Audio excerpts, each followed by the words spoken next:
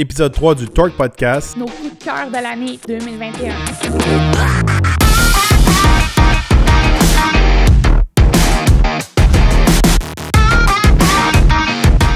Bienvenue au Torque Podcast. Mon nom est Joel Torque. Moi, c'est Eve Torque. Aujourd'hui, on va vous parler de nos coups de cœur 2021. Pendant l'année, c'est sûr et certain, on n'a pas la chance d'essayer tous les modèles puis faire vraiment un top 3 de chaque catégorie. Mais on va couvrir un peu, quand même, pas mal toutes les catégories. Puis on va vous dire nos coups de cœur selon nos essais qu'on a eu dans l'année. Oui. Des fois, on va déborder un petit peu, c'est sûr et certain, dans des modèles 2022 parce que celle-là, ça fait déjà quelques mois qu'on a accès à des modèles 2022. Et aussi, au début de l'année, on était avec des modèles 2020 à cause des retards qu'il y a actuellement dans l'industrie. Fait qu'on va jouer là-dedans aujourd'hui. Oui. On va commencer avec notre première catégorie. Donc, Jules, la voiture la plus abordable qu'on a aimée. Ben c'est plus la section abordable, on pourrait dire. Il y en a plusieurs qui disent qu'on n'essaye pas souvent des véhicules qui sont abordables. Premièrement, juste pour se justifier, je pourrais dire que la plupart des modèles qu'on a sont bien équipés, puis il y a une raison pour ça. Les manufacturiers veulent qu'on essaye tous les équipements. C'est rare qu'ils vont mettre des modèles de base, tout ça. C'est sûr et certain qu'ils veulent qu'on essaye la plus grosse écran, les sièges chauffants, tout. C'est pour ça que les modèles montent souvent en haut de 35-40 000. C'est rare qu'on ait des modèles en bas de ça. Mais un coup de cœur qu'on a eu qui était plus, disons, normal pour le budget de Monsieur Tout-le-Monde. On a bien aimé la Nissan Sentra SR à boîte manuelle. Oui, c'est important de le dire à boîte manuelle parce qu'il y avait une grosse différence entre automatique et manuel. On a vu beaucoup de commentaires sur Internet et tout. Puis nous, quand on a essayé la manuelle, on a vraiment trippé. Puis le véhicule était beau aussi. Tu sais, c'est un petit véhicule compact. Puis tu rentrais dans le véhicule aussi. On avait été surpris cette fois-là pour un plus petit véhicule. Oui, mais je trouvais que c'était un bon véhicule, comme un premier véhicule pour quelqu'un qui était passionné, sans être dur sur le budget, tout en ayant un véhicule qui était neuf. Alors, si on veut apprendre à conduire avec une boîte manuelle, c'est un très bon véhicule pour ça. Une bonne boîte manuelle, 100 fois mieux qu'avoir une boîte automatique CVT. Voiture qui était économique, spacieuse, pratique, bon coffre, bon espace en dedans, tout ça. Puis une bonne dynamique de conduite. C'est pas pour rien que maintenant, ils utilisent vraiment les Sentra dans la coupe Sentra maintenant. Une coupe qui encourage vraiment les jeunes pilotes au Canada. Fait qu'il y a une version de course de ça. Fait que c'est cool. On peut voir comment que le véhicule peut être poussé aussi de ce côté-là. Puis c'est un véhicule aussi que quand on débute, qu'on peut exploiter presque au maximum parce que c'est un véhicule qui n'est pas très puissant, mais on peut aller chercher des bonnes performances avec la boîte manuelle. Oui, exactement. Puis juste pour rappeler, de base, il partait dans les 20 000 $. Puis nous, le modèle qu'on avait eu à l'essai, qui était super loadé, comme tu expliquais au début, il était un petit peu plus de 25 000 $. Fait que, ça restait abordable de nos jours pour un véhicule neuf. Fait que de ce côté-là, c'était bien. Puis aussi, encore une fois, quand on l'utilise tous les jours, on peut avoir une bonne économie d'essence. Fait que on aime ça que des manufacturiers comme Nissan puissent offrir des véhicules encore avec une boîte manuelle. Fait que ça devient de plus en plus rare. Fait que c'est un de nos coups de cœur. Oui. Maintenant, le VUS abordable. Dans la catégorie des VUS abordables, on a beaucoup aimé le Kia Seltos. Oui, Seltos qui venait rentrer un peu dans cette catégorie-là. Il était très agressif. Je pense qu'une des seules choses qui manquait dans le Seltos, c'était vraiment le haillon arrière électrique, là. Mais il était confortable, des sièges chauffants à l'arrière, les petits rideaux, beaucoup d'équipements, fun à conduire. On a eu des petits troubles avec la transmission, mais comment je pourrais dire, c'était, à comparer du Volkswagen Taos ou même du Chevrolet Trailblazer. Trailblazer était très intéressant comme choix, pas aussi équipé, pas aussi confortable pour le prix que le Seltos. Oui, il faut dire que Kia, habituellement, sont assez agressifs. Ils fournissent des véhicules super équipés. On n'a pas beaucoup de choix d'options quand on monte les véhicules Kia, mais ils viennent super équipés puis pour vraiment pas cher. Fait que c'est assez agressif. C'est pour ça qu'on retrouve le Seltos ici. Fait que c'est un peu une catégorie qui est vraiment de plus en plus populaire. Ils appellent ça les VUS sous-compacts. Puis je trouvais que, encore là, quand on avait été au dévoilement à Montréal, Le design dedans est cool. Les speakers, il y a une espèce de forme 3D dedans, tout ça. Puis je trouvais qu'ils se démarquaient des autres. Puis surtout dans les VUS, souvent, ils sont tous pareils. Ouais. Il y avait des petits détails sur le Seltos qui faisaient une différence des autres. Oui, ils se démarquaient des autres. Dans les VUS compacts, toi, tu as eu un coup de cœur pour le Ford Bronco Sport. Oui, encore là, on parle de VUS, ils se ressemblent tous de plus en plus. Puis je crois que le Bronco Sport venait changer l'attitude, littéralement. Puis je vais être franc avec vous, je m'attendais à rien. Je m'attendais vraiment à une espèce de Ford Escape carré. C'est ça que je m'attendais du Bronco Sport. Mais il y a une bonne différence entre un Escape puis un Bronco Sport. Je suis content de ça. Puis si vous ne savez pas, l'Escape et le Bronco Sport sont faits sur la même plateforme. Ils ont les mêmes motorisations, etc. Pas exactement toutes les mêmes motorisations, mais la plupart. C'est sûr et certain que nous, on a essayé ceux qui étaient très bien équipés avec le 2 litres. Puis tout le monde dit que quand il n'y a pas le 2 litres, il n'est pas super. Fait qu'on n'a pas essayé celui avec le 1.5 litres. Mais c'est un véhicule que j'aime l'attitude Bronco. On n'a pas eu la chance de conduire le vrai Bronco. Ça s'en vient bientôt cet hiver. Mais le dedans était très beau. Ça me rappelait un peu style King Ranch dans le passé. Il y avait beaucoup de trucs pratiques, les tapis. Tout est facile à nettoyer. Le toit surélevé pour entrer les vélos. Oui, aussi. S'il y avait beaucoup de détails pensés, on avait le petit opener à bière dans la valise. Il y a plein de détails, le fun. Je trouve que c'est vraiment un VUS qui vient... Il est plus cool que la majorité des autres VUS, mais il n'est pas aussi hardcore qu'un Jeep, que souvent on trouve qu'il va opérer beaucoup plus en route que sur la route. T'sais. Les Wrangler et compagnie, on trouve des fois ça va pas super parfaitement comme agrément de conduite sur la route normale, mais le Bronco, il vient vraiment, je trouve, un peu boucher ce trou-là. Il vient être le fun sur la route autant qu'avec tout ce qu'il y a. Puis en dedans, je trouve qu'il y a plusieurs trucs pratiques qui venaient répondre aux besoins, surtout comme nous. On est un petit peu tout le temps un petit peu dans des chemins un petit peu plus rough. On utilise gros des caméras, des GoPro. Il y avait des places pour mettre des perches à GoPro. Il y avait une place pour mettre un energy drink. Il y avait plein de places pour mettre mon cellulaire ou la recharger. Je trouvais que c'était super pratique. De ce côté-là, c'était confortable, il était économique. Il était capable en route. C'était vraiment une espèce de couteau suisse qu'on peut utiliser tout le temps. Fait que j'ai vraiment, vraiment aimé le Bronco Sport. Oui, moi aussi. Catégorie, ça je l'aime, la catégorie des sleepers. Fait que les véhicules qui ont l'air de rien, mais qui en ont dedans. Ça, on peut faire une longue liste de ça, mais on a mis 3 choix en particulier. Oui. On avait le X4M, le GLA AMG, puis le Durango Hellcat. Bon, Durango Hellcat, on va commencer avec celui-là. C'est sûr et certain que si vous nous suivez, vous savez qu'on est amateur de moteur Hellcat.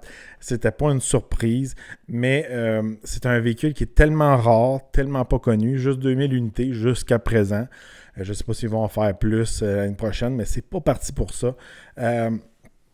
Quand on s'est promené avec ça, il y a personne qui a fait comme « Oh, wow, c'est un Durango Hellcat, c'est un monstre, ça a 710 HP. » Quand on avait le Trackhawk était sleeper, mais les gens savaient c'était quoi. Ils voyaient les calipers jaunes, la couleur spéciale. Le Trackhawk a fait sa réputation. Fait que les passionnés savent c'est quoi. Mais le Durango, même les passionnés, s'ils ne voient pas le logo, il est très dur à reconnaître de loin. Puis ça a l'air aussi d'un camion qui est familial. Il est agressif, le Durango, mais on peut emmener jusqu'à 7 passagers.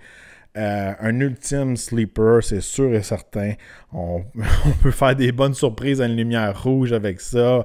Même on peut aller à la piste de drag, on peut en surprendre plus qu'un. Puis il est aussi rapide, c'est pas plus rapide que le Trackhawk. Fait que ça, c'était très très cool. Fait que tu peux aller à la piste de drag le week-end, puis la semaine aller porter tes enfants à la garderie avec le même véhicule. Ouais. C'était assez intense. Puis encore une fois, à cause que c'est vraiment un sleeper, c'est quelque chose que il flash pas. C'est pas que la police va pas vous en remarquer. Fait que lui, ça a tout un moteur où on va le surveiller. Surtout s'il n'y a pas une couleur qui flash. Véhicule extrêmement rapide. Puis il y a des gens aussi qui aiment ça. Ils aiment ça être undercover. Puis en même temps, ils sont passionnés de véhicules. Puis avec ça, on flash pas trop. Oui. Ensuite, le GLA AMG. GLA AMG, 45 AMG, VUS sous-compact, Pocket Rocket, hatchback. C'est un véhicule tellement étrange. Moi, personnellement, je le trouve pas beau. Je le trouve pas attirant. Mais il est le fun. Mais il est super le fun à conduire. Ah oui. C'est un AMG, c'est sûr et certain. Mais c'est vraiment comme un petit véhicule de rallye. Un petit moteur qui développe beaucoup d'HP pour la cylindrée. Ça pop, la direction est malade.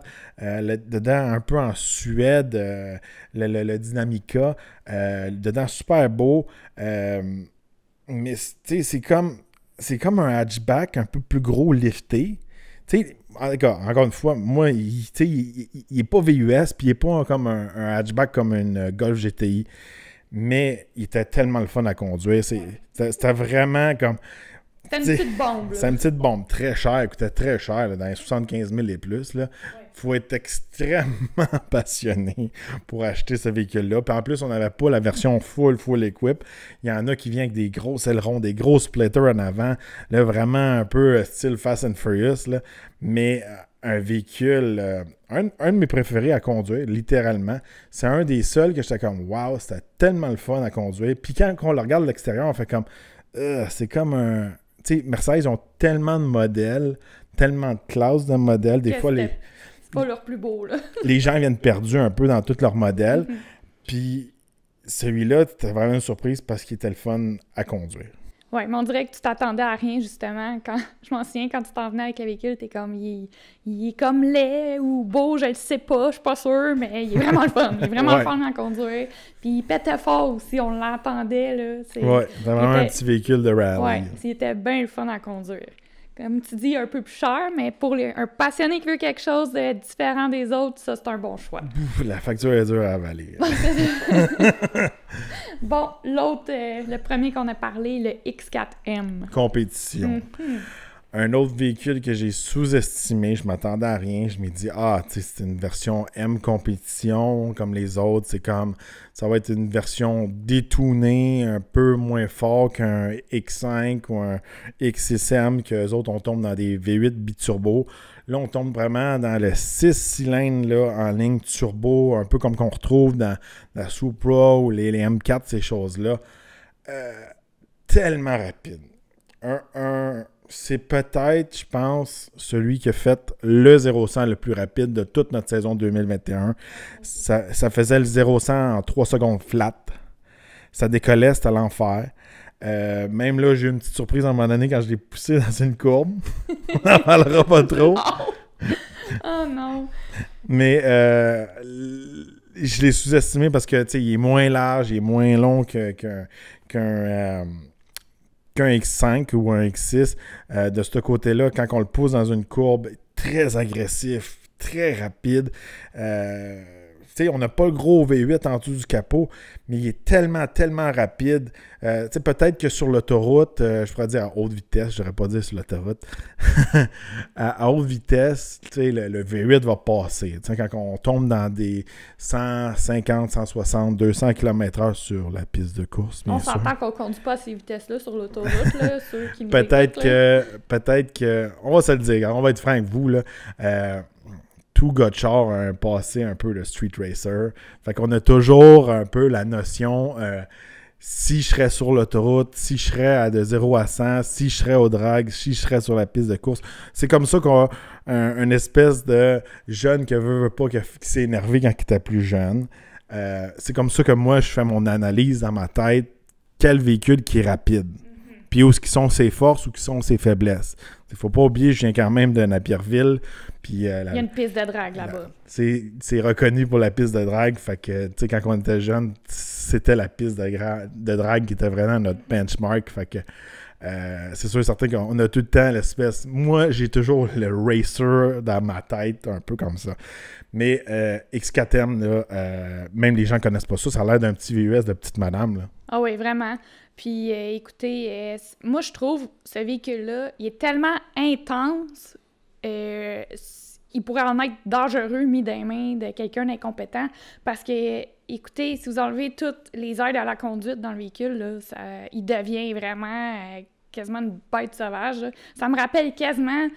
sais, les Dodge Viper, là, comment de gens qui se sont crashés avec ça, là, on dirait que ça me ramenait à ces feelings-là. Ce véhicule-là me rappelle les Dodge Viper, en feeling de comment ça peut être dangereux, qu'on peut l'échapper.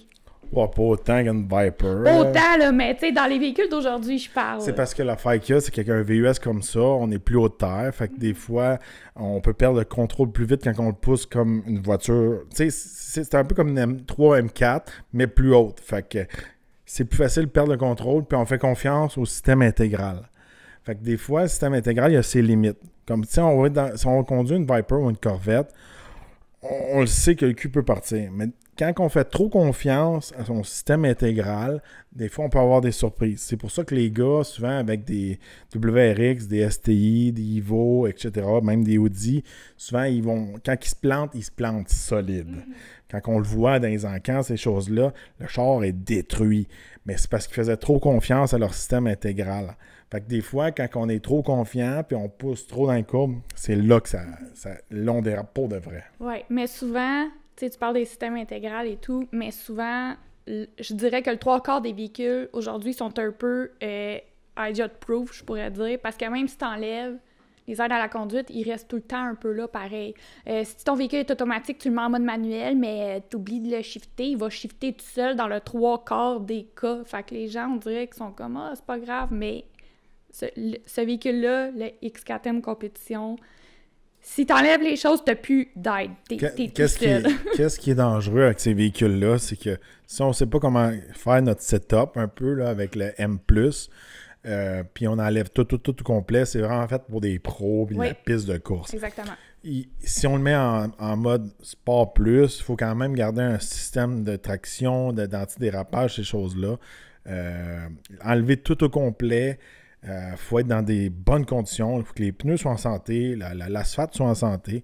Puis on va se dire souvent, qu'est-ce qui est dangereux, c'est qu'au Québec, des fois, il y a beaucoup de roches, il y a beaucoup de saleté sur les routes, il y a des trous, il y a des bosses. C'est ça qui va venir nous faire perdre contrôle. Quand on regarde des gars qui sont sur YouTube, en Californie, en Floride, au Texas, mais il fait chaud, il fait beau, puis les conditions de route sont parfaites, puis des fois, ils sont dans les canyons, tout ça.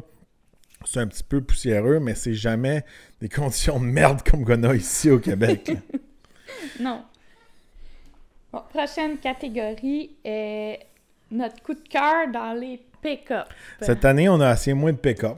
Habituellement, si on le compare aux saisons, on a commencé en 2017, 2018, nos 3-4 premières saisons de Serroutier, on faisait beaucoup de pick-up. Oui. On était réputé pour essayer de beaucoup de pick-up. Cette année, COVID, etc., aussi parce qu'il n'y a pas eu beaucoup de lancements côté pick-up, on a eu moins de pick-up à l'essai. Oui. Quand il y a des lancements de pick-up, là, on va faire full le pick-up. On va essayer plusieurs trim levels, qu'on pourrait essayer, plusieurs motorisations. Puis aussi, qu'est-ce qui est disponible sur les flottes de presse. Cette année, le seul pick-up qu'on a essayé, puis on l'a essayé vraiment en retard, c'était le F-150 avec le Power Boost dedans. Un modèle qui nous avait beaucoup déçus, pour ma part. Moi, je m'attendais à beaucoup de Ford parce que quand même, j'ai passé beaucoup de temps chez Ford. Je faisais partie de l'équipe Build for Tough. Je faisais de la formation pick-up dans les concessionnaires. Fait que, tu sais, je suis vraiment calé pick-up Ford. Puis, en gros, le Power Boost m'avait déçu. Fait qu'à part de ça, qu'est-ce qu'on a essayé d'excitant? C'était vraiment le TRX. Ouais. C'est vraiment une bête, cette pick-up-là. Puis c'est le plus controversé aussi, hein? Il y en a qui criaient... vous n'avez pas honte de conduire un véhicule qui pollue autant. Puis le monde a capoté de la consommation d'essence de ce pick-up-là. Mais nous, on l'a testé, puis on a fait les vrais tests, là, puis on n'a pas... on s'attend à la consommation qu'il y avait, mais c'était jamais...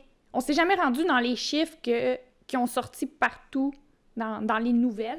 Ouais, je pense qu'il y en a qui ont dramatisé le tout, puis ils l'ont mis comme le poster du truck pollueur. On dirait que le TRX, maintenant, c'est le nouveau Hummer H2 qu'on avait dans le temps. Là. De ce côté-là, regardez, Nous, on est des gens de camions, on connaît ça. Moi, je suis un ancien propriétaire de Raptor. Fait qu'un Raptor ou un TRX, c'est pas mal le même style de véhicule. J'ai eu longtemps mon Raptor. Fait que moi, c'était un véhicule que j'attendais depuis longtemps parce que surtout, moi, de mon côté, mon Raptor, à un moment donné, je voulais avoir plus de puissance, je voulais mettre un supercharge. Fait que techniquement, je voulais faire un peu un TRX avec mon Raptor. Fait que de ce côté-là, comment je pourrais dire, j'ai adoré le TRX, le pouvoir était là, un camion qui était le fun, on pouvait jouer avec la suspension en mode Baja, elle sautait, elle levait, ça décollait, on ne peut pas le mettre en 2 roues motrices, ça c'était un petit peu fait pour pas casser le différentiel, puis casser le drive shaft, ces choses-là. Je trouvais qu'il était extrêmement bien fait, beau dedans, même là on considérait en acheter un. C'est juste que payer 120 130 000 $, puis on va se le dire quand même, il consommait. Là. Oui, il consommait quand même, mais il faut s'en attendre. Comme tu dis, on peut même pas le mettre en 2 roues motrices et tout. Ouais. Puis on s'entend, t'as un super moteur dedans. C'est certain que... On aime ça l'écraser. Mais ça consomme, là. À un moment donné, tu peux pas avoir un véhicule d'ultime performance avec 0 consommation. Mais d'un autre côté, on va arrêter de parler de consommation. C'était le pick-up le plus fun que j'ai jamais conduit. Oui. Beaucoup plus fun que tous les Raptors que j'ai conduits. On n'a pas essayé le nouveau Raptor avec la génération 3, là, la Gen 3 qu'on appelle. Il y a des rumeurs d'un Raptor R. Moi, je m'attends beaucoup du Raptor R. Moi qui est passionné Raptor, ancien propriétaire de Raptor. Puis une des grosses raisons pourquoi j'avais pas racheté un Raptor après avoir vendu le mien, c'était parce qu'il y avait un moteur EcoBoost. Puis j'étais pas trop fan du moteur. Je voulais avoir un V8 ou un V8 Supercharged tant qu'avoir un Super Truck. Je voulais avoir un super moteur dedans. Fait que TRX, bon move. Puis je pense que les gars l'aiment beaucoup. Puis j'ai très hâte d'essayer le nouveau Raptor parce qu'ils ont fait des grosses modifications pour le Raptor, la génération 3, surtout à l'arrière, le côté de la suspension. Ils ont réglé des gros problèmes pour les amateurs de rendre hors route. Puis j'ai hâte de voir comment que ça roule sur la route. Autre, dans les pick-up, tout ce qu'on a essayé avec les nouveaux moteurs Duramax, on a été très agréablement surpris. Oui, si on peut dire un coup de cœur dans un pick-up normal, c'est vraiment tous les GM avec le nouveau Duramax, ou même encore là, si on tombe dans des Suburban, etc.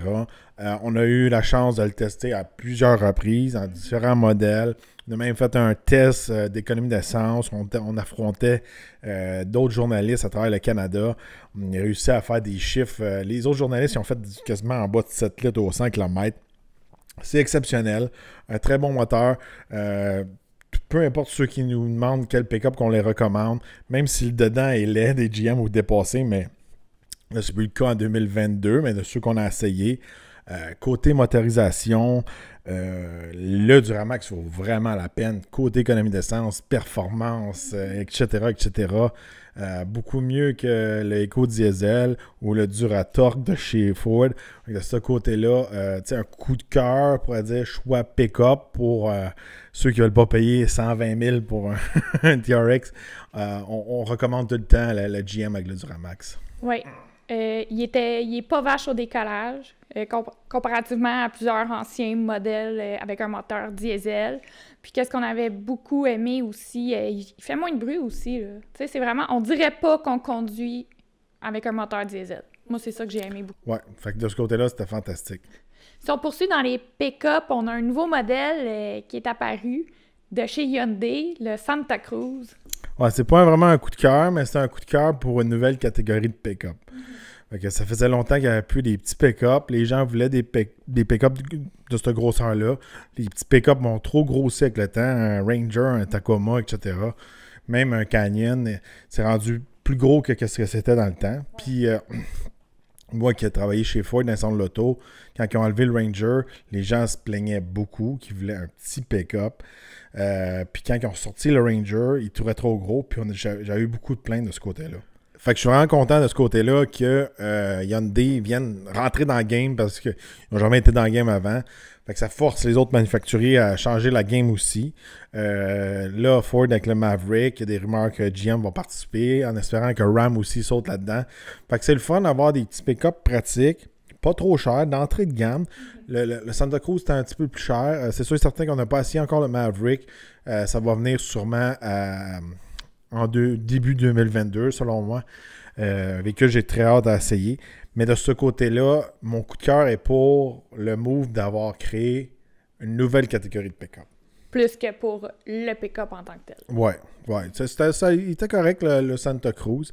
Je trouve que c'était un pick-up plus de ville pour monsieur tout le monde qui était habitué avec des VUS de ville puis qui voulait avoir une boîte. Pour travailler, pour faire du sport, ces choses-là, je pense que le Maverick va être peut-être plus à sa place. Mais côté intérieur, c'était vraiment un fini comme un Tucson. Oui, vraiment. Fait que de ce côté-là, les gens qui étaient habitués dans des petits VUS de même n'allaient pas être dépaysés puis pas être dans un pick-up raw qui travaille. Fait que je trouve ça le fun qu'ils font des innovations comme ça. Puis je sais que les ventes des Santa Cruz, surtout aux États-Unis, présentement, vont très bien. Fait que c'est le fun à voir. Oui, ils ont répondu vraiment à une demande dans le marché.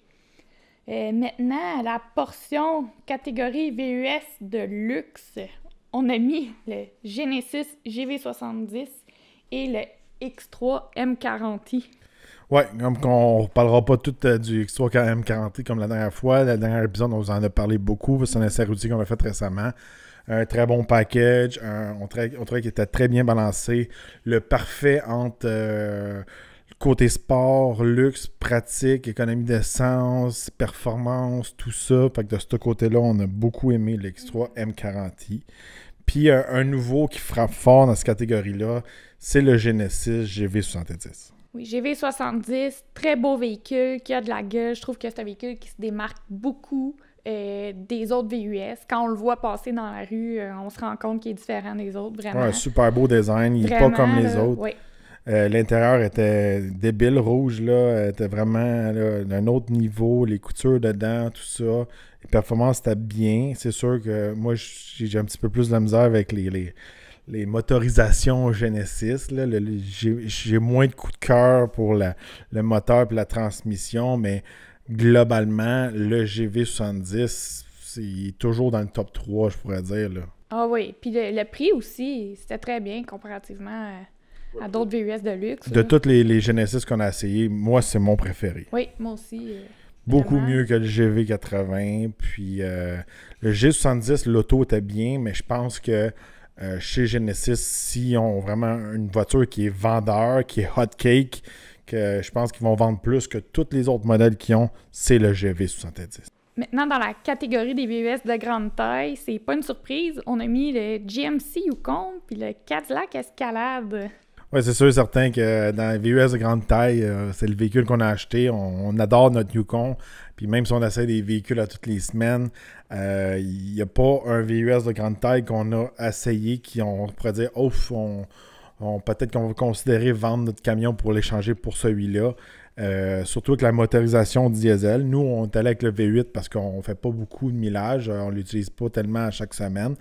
Mais comme j'ai conseillé à ma soeur, elle a acheté un Tahoe avec le Duramax. Je pense que si vous faites moindrement de la route, vous voulez quelque chose avec l'espace qui est capable, avec un vrai 4x4, emmener jusqu'à 8 personnes, même je pense qu'on peut aller jusqu'à 9 dans le Tahoe. C'est très, très dur à battre de ce côté-là. Surtout côté économie d'essence, là, même le EcoBoost ne peut pas arriver dans ces chiffres-là. Ah non, puis écoutez, comme je le dis, on a acheté, nous, c'était un modèle Denali. On hésitait beaucoup entre le Yukon AT4 puis le Denali. On aimait mieux l'intérieur du Denali.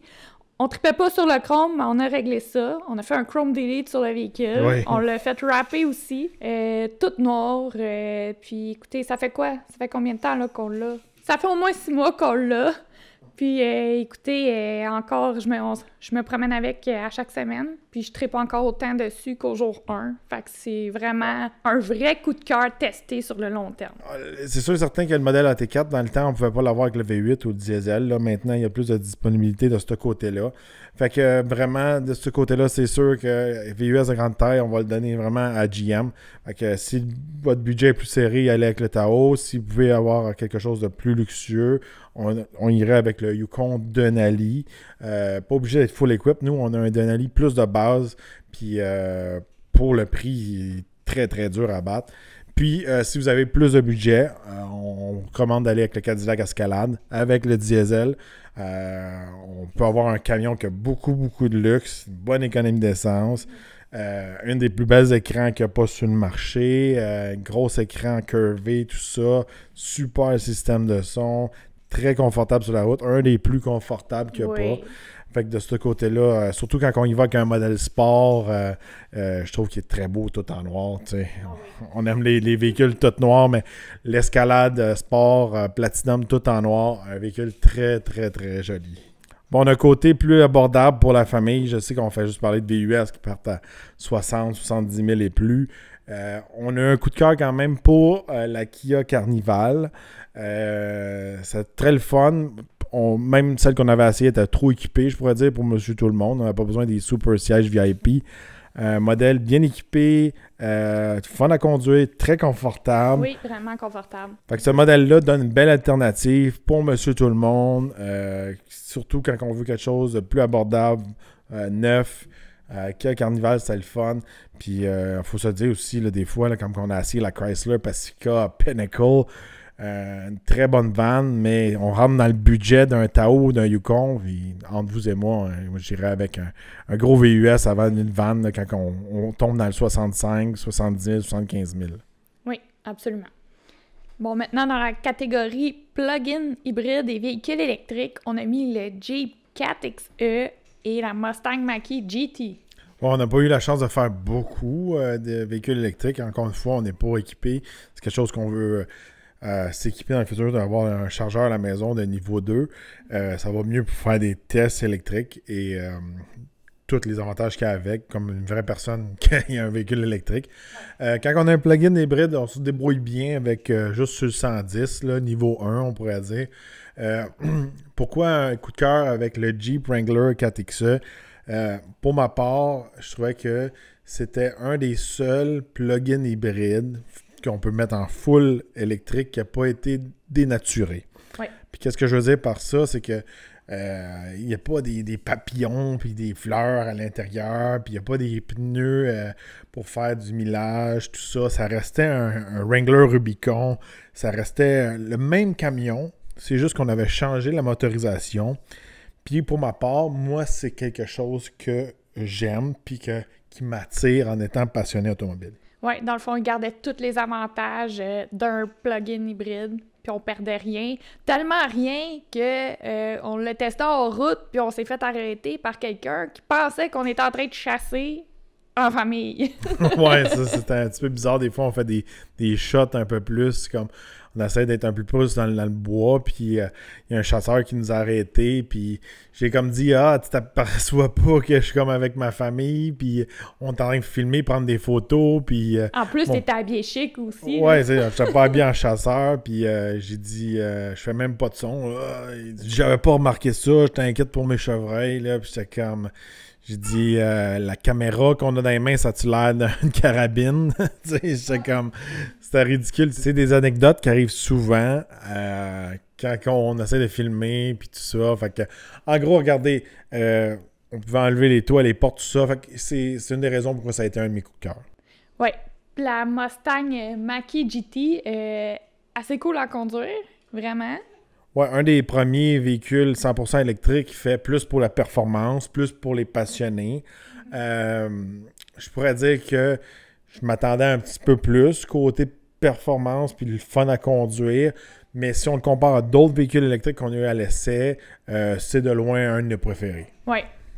Fait qu'à travers tous les essais qu'on a fait durant l'année, toi, c'est quoi ton coup de cœur numéro 1, là, toutes catégories confondues. De tous les véhicules qu'on a essayés en 2021, mon gros coup de cœur, ça a été la BMW M5 Compétition. Je trouvais que c'était une des premières fois qu'on a essayé un véhicule au-dessus des 150 000 $ qui valait son pesant d'or. Un véhicule qui est très versatile, on peut le mettre en propulsion, en mode all-wheel drive, extrêmement rapide, très confortable, des super bons sièges, un super beau look, un véhicule qui prend sa place côté luxe, aussi attitude, mais qui flash pas trop, il est quand même sleeper. Les touches en carbone dessus, super, la dynamique de conduite. Puis aussi, c'est un véhicule en haut de 100 HP qui met vraiment la puissance au sol. On sait comment il va réagir. Si j'aurais un 4 portes, ce serait sûrement celui-là que j'achèterais si j'aurais le budget de 150 000 et plus. Oui, moi, dans mon cas, là, je dirais c'est vraiment le Mercedes-Benz G63 SAMG. VUS coupé que j'ai bien aimé. Puis c'est un peu drôle parce que c'est un coupé, puis souvent, on le dit, les VUS coupés, c'est plus les femmes qui trouvent ça beau. Puis j'ai fait le test, j'ai demandé aux gens sur Instagram qu'est-ce qu'ils en pensaient, puis beaucoup d'hommes m'ont dit « Ouais, c'est un char plus de filles. Je sais pas pourquoi, nous, on aime ça. Puis écoutez... Non, toi, t'aimes ça. Moi, je le trouve pas beau. J'ai dit nous, là. Moi, je le trouvais beau. Moi, j'aime mieux le GLE normal. Là. Ben, je sais pas. Moi, je trouve qu'il est plus différent. Je l'aimais plus. La conduite et tout, le confort. J'ai vraiment trippé conduire ce véhicule-là. Il est autant beau dehors que dedans. Puis aussi, j'étais un peu nostalgique parce que Mercedes l'ont dit, ils vont plus faire de moteur V8 biturbo. Fait que je considère que ce modèle-là, c'est dans les derniers qu'on va avoir accès prochainement. Peut-être c'est le dernier V8 biturbo qu'on a conduit, oui. Malheureusement. Un autre véhicule qui est en haut de 150 000. Oui. Je trouve que moi, personnellement, je trouve que la M5 valait plus son pesant d'or. Ah non, moi, j'avais vraiment un faible. Puis, tu sais, même pour un coupé, il y avait quand même assez de place à l'arrière et tout. Là. En tout cas, c'est un que j'ai bien aimé. Fait que ça, c'est nos coups de cœur de l'année. C'est vraiment ceux qui nous ont le plus touchés. Moi, j'aimerais ça, en 2022, avoir quelque chose qui surpasserait peut-être la M5. Malheureusement, on n'a pas eu la chance d'essayer le nouveau Cadillac CT5V Blackwing, transition manuelle, mais malheureusement, il est juste propulsion. C'est un peu pourquoi que le M5 est vraiment un de mes coups de cœur, c'est parce qu'il est adapté pour ici. Il est confortable, on peut rouler à l'année longue. Le all-wheel drive, il est fiable, ça met le power au sol.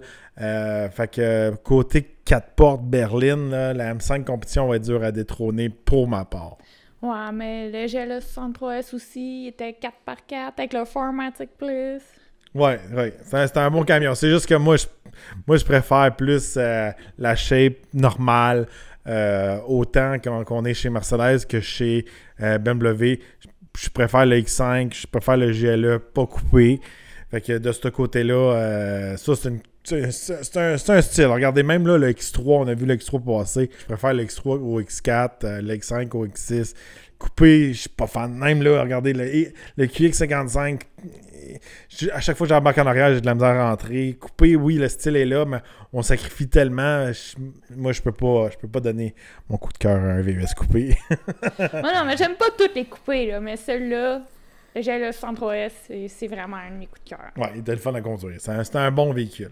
Là, en 2021, on a fait plusieurs essais. On vous a dit nos coups de cœur.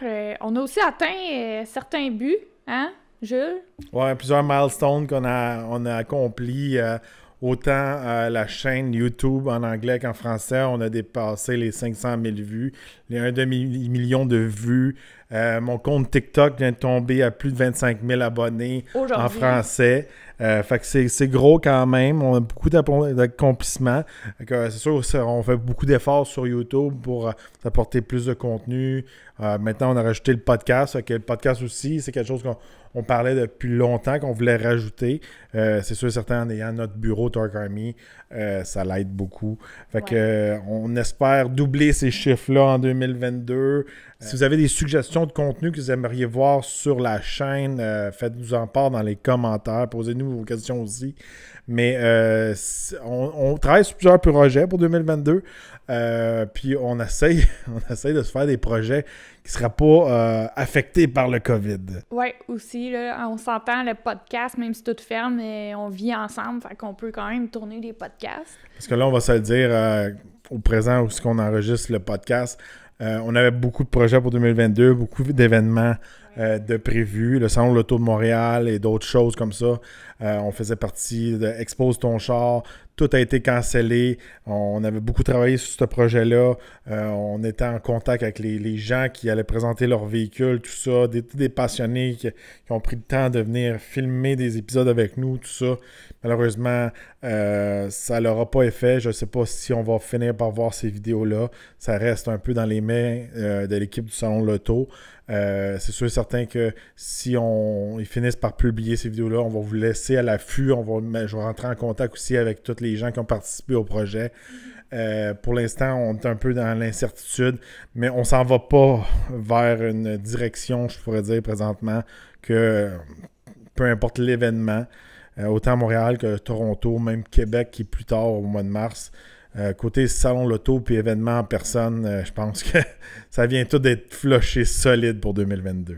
Oui, à suivre, en espérant que ça se place à un moment donné. Côté courrier, on a reçu un gadget. Bon, on l'a pas reçu cette semaine, je voulais le tester avant. C'est une petite pompe à l'air, c'est un petit compresseur qui vient de chez Air Moto. Fait que c'est un petit truc. Des fois, on a des trucs qui sont reliés à l'automobile qui viennent de la Chine. Fait que des fois, je reçois des emails qui sont écrits un petit peu du croche, qui sont durs à comprendre.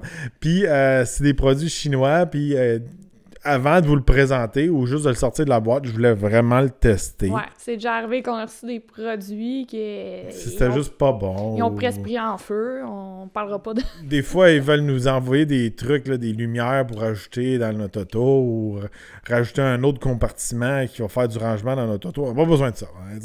Là, je me dis, c'est une petite pompe que je peux emmener avec moi. Ça peut être pratique.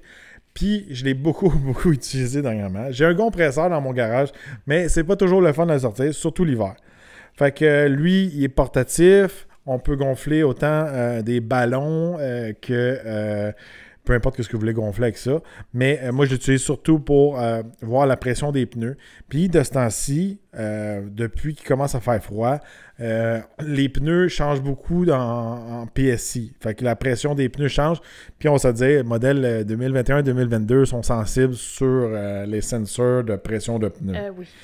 Fait que ça sonne, c'est fatigant. Mais c'est correct, on check la pression des pneus. Cette semaine, on a un Volvo à l'essai pendant le temps des fêtes. Là, toute la pression des pneus a baissé. Hier, je l'ai tout ajusté, les 4 pneus avec mon petit compresseur. Il reste encore de la batterie. J'ai pas eu besoin de sortir mon compresseur dans la neige.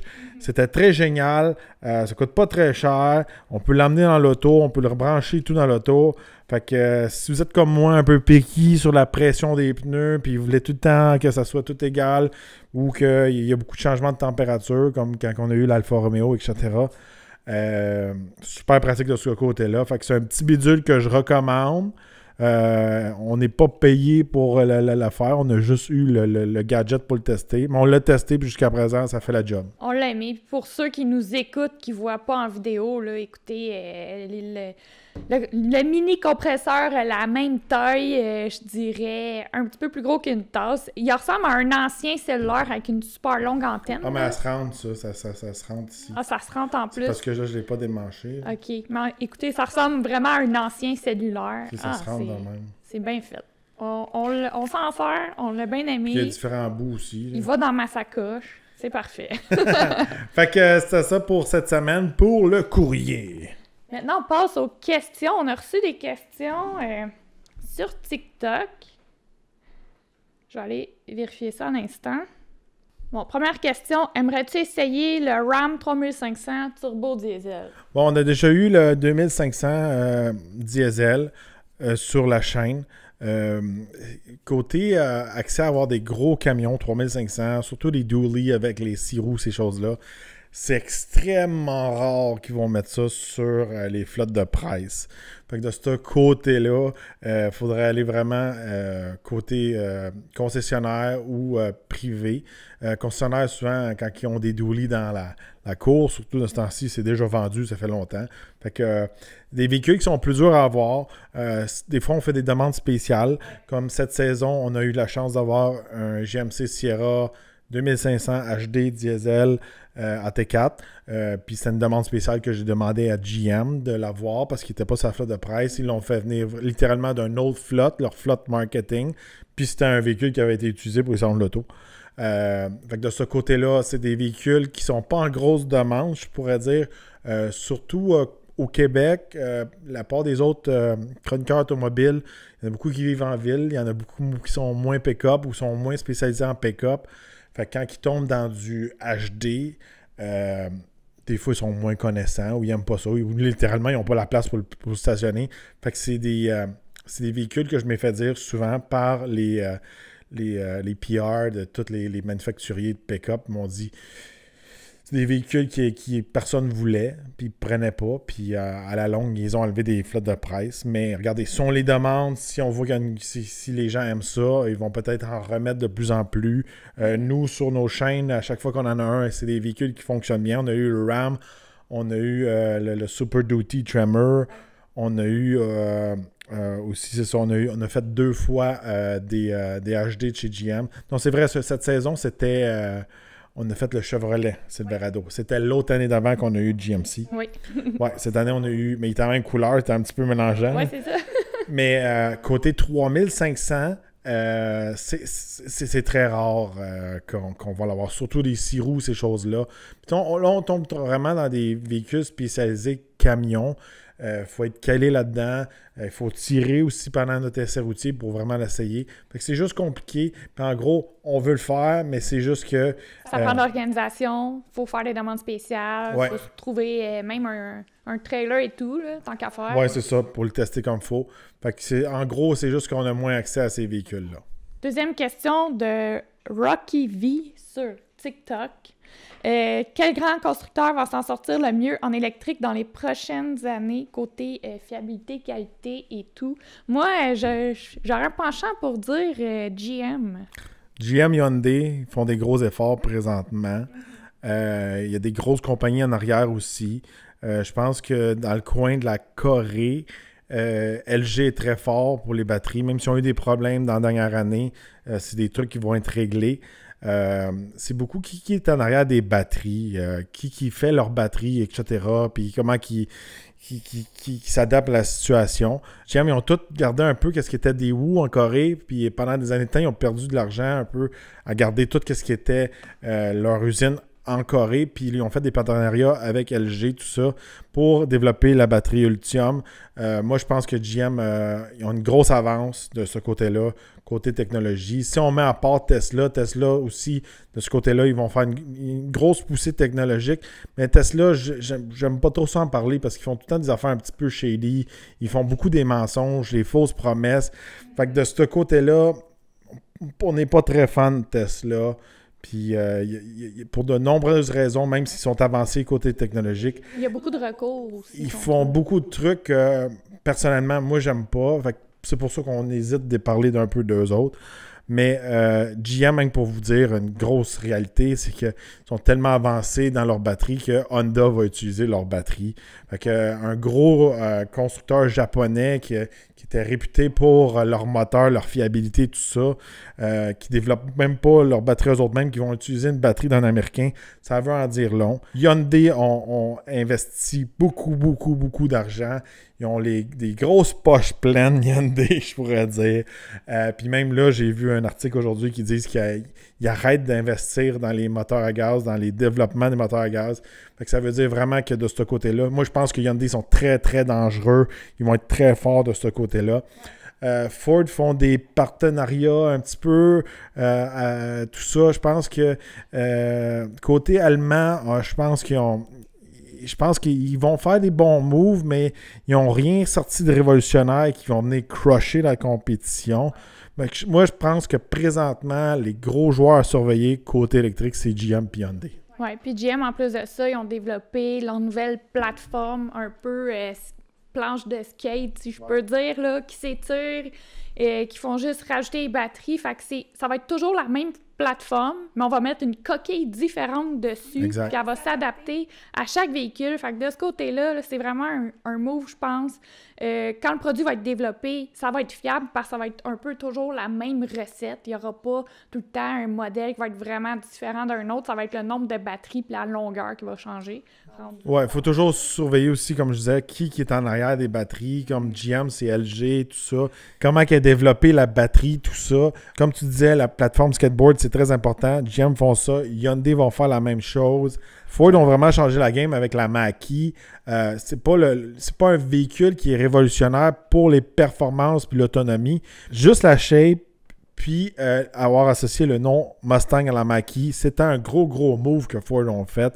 Fait qu'est-ce que je vois présentement, c'est que toute la compétition copie Ford. Le Volkswagen ID4, c'est une Mach-E. Le nouveau Subaru, je me rappelle plus du nom, l'espèce de Toyota Subaru électrique, là, Solterra ou je sais pas trop quoi, ouais. C'est la même grosseur qu'un Mach-E. Ils font tout un espèce de VUS coupé, sport, la même grosseur, la même shape, les mêmes genres de performance, la même genre d'autonomie. On va se dire, là, ils n'ont pas grande imagination. Là. Puis ça, c'est un petit peu des crédits que je veux donner à GM. Avoir sorti le Hummer EV, faire le Cadillac Lyriq, ces affaires-là, ils font une différence avec les autres. Ils n'ont pas fait essayer de faire une espèce de Mach-E ou une espèce de modèle S. Ils ont fait leur propre truc. Puis aussi, qu'est-ce qui arrive souvent? C'est que chez GM, contrairement aux autres manufacturiers, souvent, c'est les ingénieurs qui vont plus mener la game côté modèle. Tandis que chez Ford, la Mach-E, c'est un gros move marketing. C'est pas un mauvais véhicule, mais c'est un gros move marketing. Oui, puis moi, je trouve que ça allait pas bien passé. Les puristes de Mustang, il y en a beaucoup qui ils trippent pas sa Mach-E, ils comprennent pas qu'ils ont mis... c'est pas les mêmes propriétaires. Non, c'est ça. C'est comme s'ils ont changé complètement de braquette de marché parce que les vrais puristes de Mustang, ils trippent pas sa Mach-E. Parce que moi, j'étais habitué d'interagir avec les propriétaires de Mustang. Là, on a interagi dernièrement avec quelques propriétaires de Mach-E. C'est pas la même game. Il y a beaucoup de propriétaires de Mach-E. Ça se rapproche beaucoup à des propriétaires de Tesla. Là. Nous, là, regardez, on n'est pas brainwashé véhicule électrique. On va se le dire. Là, c'est pas parce que vous conduisez un véhicule électrique que vous sauvez la Terre. Nous, notre thinking, un peu, c'est un peu genre, tu consommes, tu pollues, c'est un petit peu comme ça. Dans mon avis, à moi, aller prendre une voiture qui est dans une cour à scrap, tu la répares, bien ça, c'est recyclé, puis c'est toujours plus propre qu'avoir une voiture flambant neuve avec des batteries. En tout cas, dans ma logique à moi. Oui, ça, on n'embarquera pas là-dedans dans cet épisode-là. On fera un autre épisode peut-être là-dessus. T'sais. Fait que le move marketing de Ford, de mettre le signe Mustang sur Mach-E, c'était pas parfait. Mais le move marketing de GM, de prendre l'icône pollution du Hummer, le rendre 100% électrique, ça, c'est un méga revirement. Ça ramène le Hummer vraiment en force. Je trouve ça, c'est vraiment badass. C'est un gros move. C'est un gros move. Dernière question qui nous vient de TikTok de la part de Manix Piche. Quelle sorte de voiture conseillerais-tu comme première voiture dans les voitures de performance? Ça dépend toujours du budget, ça dépend toujours de l'utilité de la voiture. C'est ça qui est dur à répondre à ces questions-là, c'est que est-ce qu'on va l'utiliser à l'année longue? Est-ce qu'on va la serrer pendant l'hiver? Est-ce que c'est une voiture neuve? Est-ce que c'est une voiture usagée? Je vais répondre de mes connaissances voitures neuves, je pourrais dire, parce qu'on fait beaucoup de voitures neuves. Je pourrais dire, daily, qui est abordable. On aime beaucoup la Golf GTI. C'est un bon véhicule de performance, bonne dynamique de conduite, facile à modifier. Autant usagé que neuf, c'est un très bon véhicule. J'ai très hâte d'essayer la nouvelle GTI, la nouvelle Golf R. De ce côté-là, je pourrais dire hatchback, traction avant, j'irai avec une GTI. C'est sûr et certain si on veut tomber avec un modèle traction intégrale, un Subaru WRX STI. Fait que la WRX, on peut toujours l'avoir en manuel, traction intégrale, super le fun, beau bruit original du Flat 4. Fait que côté modèle propulsion, il y a plusieurs options qui sont intéressantes. Mustang, Camaro, autant qu'un 4 cylindres qu'avec un V8. La nouvelle Z risque d'être très intéressante aussi. Il y a des modèles qu'on n'a pas essayé, les nouvelles versions des BRZ, GT 86, ces choses-là. C'est un peu gros pour ces véhicules-là. J'espère qu'on va l'avoir à l'essai l'été prochain. Avec beaucoup, beaucoup d'options côté performance, tout dépendant du budget, tout ça, usagé ou neuf, tout ça.